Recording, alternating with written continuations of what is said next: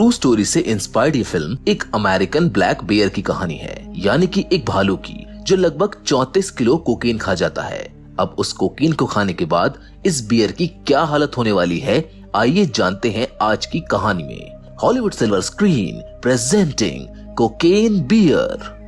कहानी की शुरुआत में हमें एक कोकेन डीलर को दिखाया जाता है जिसका नाम एंड्रू है, जो प्लेन में खराबी आने की वजह से बीच आसमान से कोकेन से भरे हुए बैग नीचे की ओर जंगल में फेंक रहा होता है। मगर उसी समय उसको एक बैग खुला हुआ दिख जाता है जिसमें से वो थोड़ा सा कोकेन यूज कर लेता है, और जैसे ही आखिरी बैग लेकर वो कूद रहा होता है तभी प्लेन में उसका सिर लगने की वजह से वो बेहोश होकर नीचे की ओर गिर जाता है। अब अगले दिन हमें एक कपल को दिखाया जाता है जिनका नाम क्रिस्टोफर और एल्सा है। वो दोनों अपनी शादी से पहले जंगल में घूमने आए होते हैं, और जैसे ही वो जंगल में ऊंचाई पर पहुंचते हैं उनको एक भालू दिखाई देता है। पहले तो वो दोनों भालू को देखकर काफी खुश हो जाते हैं, लेकिन जैसे ही क्रिस्टोफर फोटो क्लिक करने के लिए कैमरे में देखता है तो वो भालू की हरकत देखकर काफी ज्यादा डर जाता है। असल में उस भालू ने उस कोकेन को कंज्यूम कर लिया था, जिसकी वजह से वो अपने आपे से बाहर आ चुका था और बिना वजह ही अपना सिर पेड़ पर मार रहा होता है। ये देखने के बाद क्रिस्टोफर एल्सा से बोलता है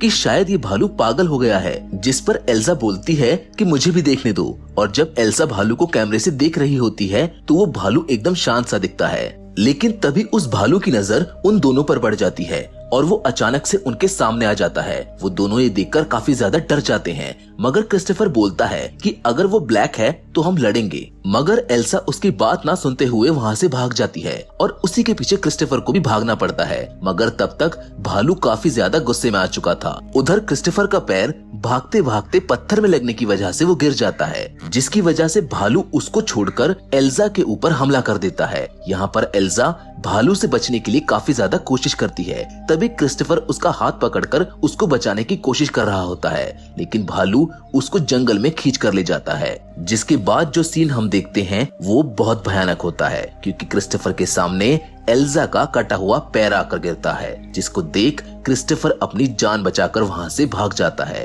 अब आगे हमें न्यूज में दिखाया जाता है कि एंड्रू की लाश पुलिस को मिल चुकी है, लेकिन उसके पास कोकेन का सिर्फ एक ही बैग होता है। फिर हमें डिटेक्टिव बॉब को दिखाया जाता है जो अपने कलीग को बता रहा होता है कि ये सिट के लिए काम करता है, जो काफी सन की किस्म का आदमी है। इसके पास इतने ही बैग नहीं होंगे, इसने बाकी के कोकेन कहीं ना कहीं तो फेंके होंगे। तभी डिटेक्टिव बॉब ऑफिसर रीबा से उसके कुत्ते के बारे में पूछकर तहकीकात करने के लिए निकल जाते हैं। अब वहीं हमें सिड को दिखाया जाता है जो दावीद से मिलकर उसको बताता है कि एंड्रू के पास एक ही बैग नहीं था, उसके पास 30 किलो से भी ज्यादा कोकीन था। वो बताता है कि जब भी प्लेन में कोई खराबी आती है तो हमारा डीलर उसको जंगल में ब्लैक माउंट के पास फेंक देता है। अब सिड दावीद और अपने बेटे एडी को कोकेन को ढूंढने के लिए जंगल में भेजना चाहता है, मगर जब दावीद एडी से मिलता है तो एडी अपनी बीवी के मरने के गम में अभी भी बहुत परेशान दिखता है।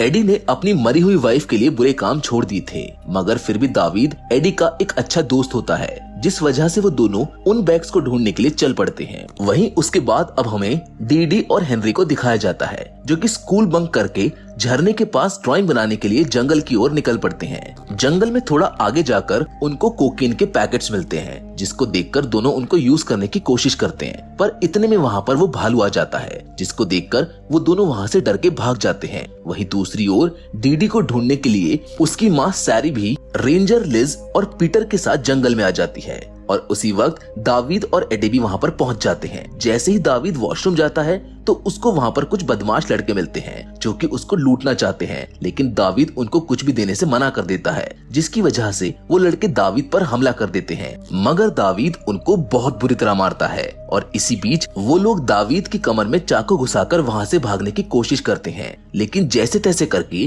दावीद उन सबको वहाँ पर बेहोश कर देता है। मगर एडी जब आकर उनकी तलाशी लेता है तो उनमें से एक के पास कोकीन का पैकेट निकलता है, और जब दावीद उनसे मालूम करता है तो वो बताते हैं कि बाकी का कोकीन उन्होंने एक जगह पर छुपा रखा है, जिसे सुनते ही वो तीनों उसको उस जगह की ओर बाकी का माल लेने के लिए निकल पड़ते हैं। अब उधर दूसरी ओर सारी, रेंजर लिज और पीटर को हेनरी पेड़ पर चढ़ा हुआ दिखाई देता है, मगर इतने में वहाँ पर वो भालू आ जाता है जो कि पीटर को अपनी ओर खींच लेता है, लेकिन लिज के गोली चलाने की वजह से वो पीटर को छोड़ देता है, जिसकी वजह से पीटर जाकर सीधा कोकेन में गिर जाता है। इतने में भालू रेंजर लिज को बुरी तरह से जख्मी कर देता है। जिसकी वजह से लिज उन सबको वहीं छोड़कर अपने ऑफिस की ओर मदद मांगने के लिए चली जाती है। और वहीं पीटर हेनरी को पेड़ पर चढ़ा देखकर खुद भी जल्दी से पेड़ पर चढ़ जाता है, जिसके पीछे पीछे वो भालू भी हेनरी को मारने के लिए उस पेड़ पर चढ़ने लगता है। लेकिन तभी भालू को पीटर के अंदर से कोकीन की स्मेल आ जाती है, जिसकी वजह से वो हेनरी को छोड़कर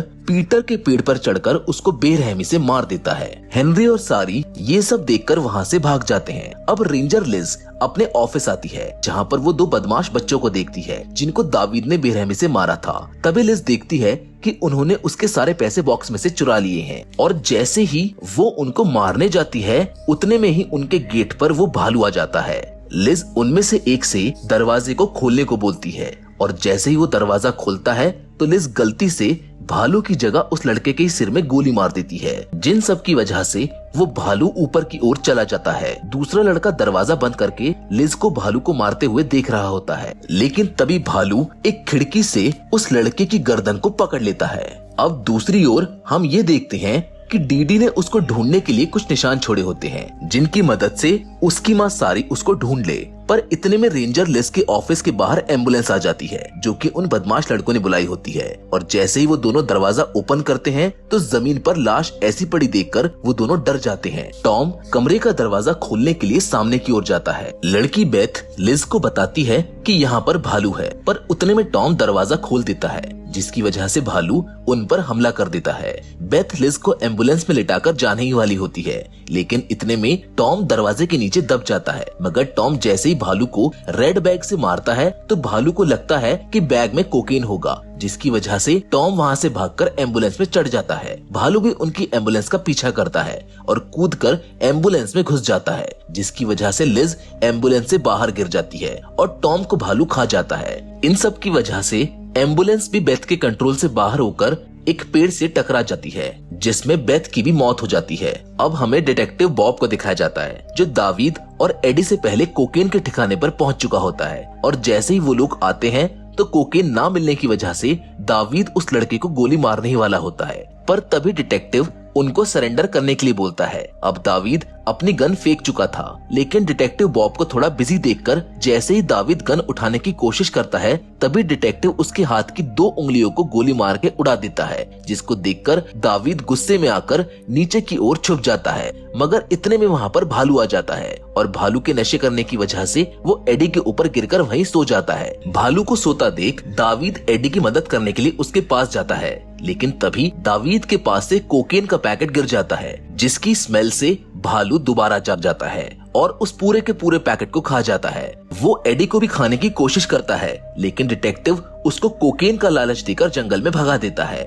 डिटेक्टिव उन तीनों को भी वहाँ से जाने को बोलता है, मगर इतने में कोई डिटेक्टिव को गोली मार देता है, जो कोई और नहीं बल्कि सिड होता है। और जब वो लोग उसके पास आकर कोकेन के बारे में मालूम करते हैं तो वो बताता है कि मैंने सारा का सारा कोकेन भालू को दे दिया, जो जंगल में झरने की ओर गया है। फिर वो सब भी जंगल की ओर निकल पड़ते हैं। अब हमें स्टार्टिंग में दिखाए हुए कपल्स में से बचा हुआ लड़का क्रिस्टोफर दिखाया जाता है, जो उनको बताता है कि डीडी जिंदा है और वो झरने की ओर गई है। वो लोग अब गुफा के बाहर पहुंच जाते हैं। क्रिस्टोफर बाहर ही रुकने को बोलता है और सारी अंदर की ओर जाती है। उतने में भालू भी वहाँ पर आ जाता है, जो उन पर हमला कर देता है, जिसकी वजह से सारी डीडी और हेनरी को लेके अंदर की ओर चली जाती है, जहाँ पर भालू के छोटे छोटे बच्चे होते हैं जिन्होंने कोकीन खा रखा होता है। और कुछ टाइम बाद वहाँ पर सिड, एडी और दावीद भी पहुंच जाते हैं, जिनको वहाँ पर थोड़ा सा कोकेन मिलने के बाद वो दोनों सिड से वापस जाने को बोलते हैं। लेकिन सिड उनको अपने साथ और बाकी का कोकेन ढूंढने के लिए जैसे ही आगे जाता है, वहाँ पर उनको सारी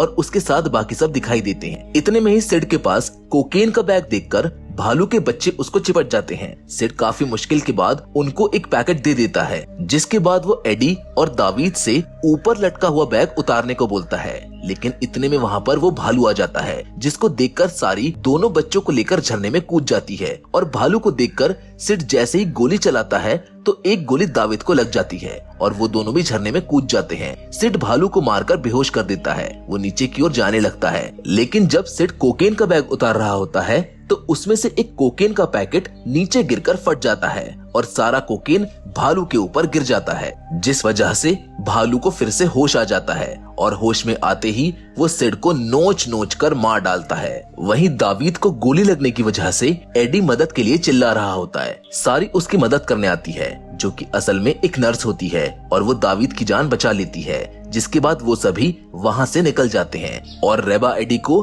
बॉब का डॉग दे देती है। अब वहीं पर कुछ दिनों बाद हमें भालू को उसके बच्चों के साथ खेलते हुए दिखाया जाता है, जहाँ पर उनकी कोई फोटो खींच रहा होता है, जिनको देखकर भालू और उसके बच्चे भड़क जाते हैं। और इसी के साथ ये फिल्म यहाँ पर खत्म हो जाती है। हम उम्मीद करते हैं कि कोकेन बियर की कहानी आपको पसंद आई होगी। फिलहाल तो आज की कहानी में बस इतना ही, लेकिन हम फिर से जरूर मिलेंगे एक और नई इंटरेस्टिंग कहानी के साथ।